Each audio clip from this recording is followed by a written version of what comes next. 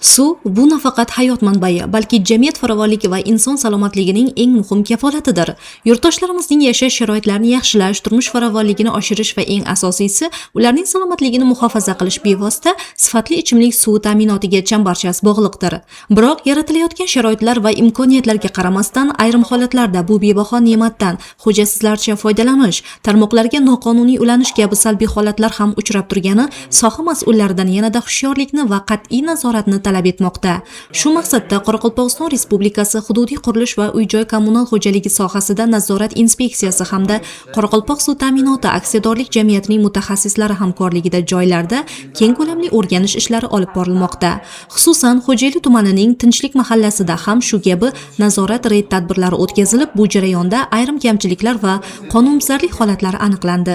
So'nggi yillarda xalqaro moliya institutlarining grantlari hamda kredit mablag'lari, shuningdek, keng ko'lamli davlat investitsiya dasturlari doirasida ichimlik suv ta'minotini yaxshilash maqsadida ko'plab hududlarda yangi tarmoqlar tortilgan edi.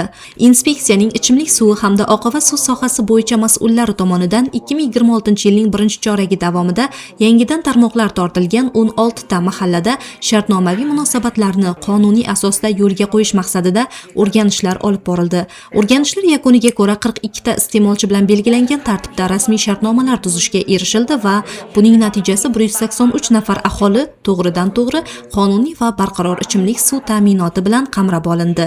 Bundan tashqari sohada texnik talablarga qat'iy rioya etilishini ta'minlash masalasi ham mutaxassislarning doimiy diqqat markazida turibdi.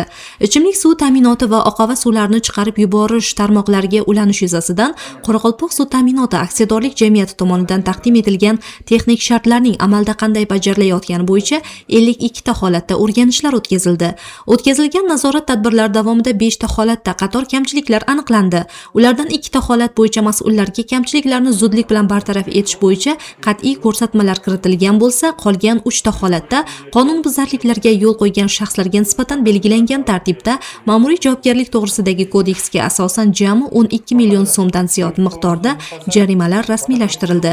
Inspeksiya hamda O'zbekiston mahallalar uyushmasi o'rtasida maxsus memorandum tasdiqlangan bo'lib, ushbu hujjat ijrosi doirasida 57 ta ovul va mahallalarda kompleks o'rganishlar o'tkazildi. Bu jarayonda 16 ta mahalla hududida ichimlik suv ta'minoti hamda oqova suv xizmatlari bo'yicha aholining haqli e'tirozlariga sabab bo'layotgan turli kamchiliklar yuzaga chiqdi.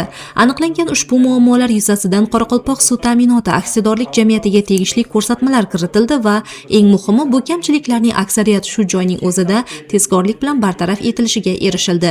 2026-yilning 1-choragi davomida Qoraqalpog'iston Respublikasi bo'ylab o'tkazilgan reyd va monitoringlar natijasida ichimlik suvidan foydalanish qoidalarining qo'pol ravishda buzilishi bilan bog'liq 104 ta holat aniqlandi.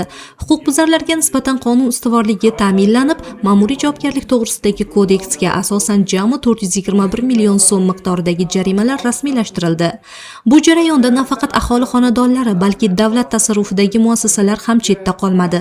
Jami 91 ta byudjet tashkilotida o'tkazilgan o'rganishlar natijasida ularning 18 tasida suvdan foydalanish bo'yicha turli xildagi kamchiliklar, ichki quvurlardagi nosozliklar yoki hisob-kitoblardagi noaniqliklar aniqlandi.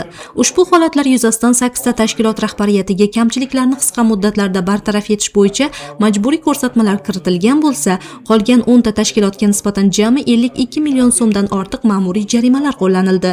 Xulosa o'rnida shuni ta'kidlash joizki, toza ichimlik suvi bu shunchaki kommunal xizmat turi emas, balki millat genofondi, kelajak avlod salomatligi va yurtimiz obodligining asosiy poydevoridir. Shunday ekan, suvni asrash hayotni asrash demakdir. Bu boradagi nazorat tadbirlari aholi va tashkilotlar o'rtasidagi tushuntirish ishlari uzluksiz ravishda davom ettiriladi. Qo'jeli rayoni tinchlik muhofaza aymog'ida ichimlik suvdan nizomsiz foydalanish bo'yicha Qo'jeli rayoni suv ta'minoti filiali bilan birgalikda reyd жұмыстары olib borildi. Reyd жұмыстары davomida Bayterek maham fuqarolar jiyini Jipek yo'l ko'chasida joylashgan uylarda 2 dana suvdan shartnomasiz foydalanish bo'yicha жағдайлар aniqlandi ham bu bo'yicha tegishli tartibda dalolatnomalar tuzildi.